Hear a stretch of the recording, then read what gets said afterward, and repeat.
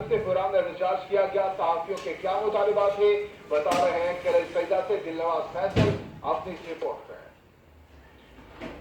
Colour Saeeda में सहाफी असगर खान पर होने वाले बेबुनियाद मुकदमे के खिलाफ जिला रावलपिंडी की सहाफती तंजीमों ने पुरअमन एहतजाज का इनेकाद किया और इंतजामिया को खबरदार किया कि इस तरह के मन गढ़त और बेबुनियाद बनाए जाने वाले मुकदमात से परहेज करें।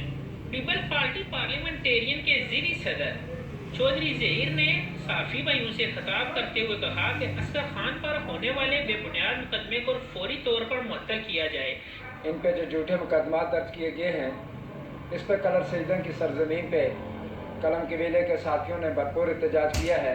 बजाय इसके कि एमएस ठेकेदार के खिलाफ या मुतलका जो शख्स था जिसने वहाँ पे नाकस काम किया था उसके खिलाफ कार्रवाई करता, उसने सहाफी असगर खान को जो है वो उसका निशाना बनाया। इससे जाहिर होता है कि जनाब जो जर्नलिस्ट कम्युनिटी है बिल्कुल वो एक प्लेटफॉर्म पर मुतहिद है।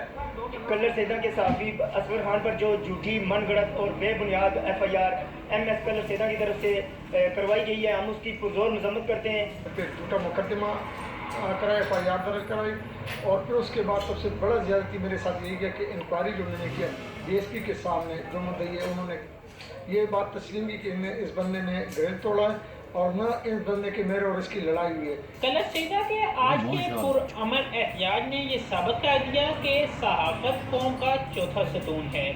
कैमरामैन फैसल मंजूर के साथ दिलनवाज फैसल, रोज न्यूज़, कलर सईदा।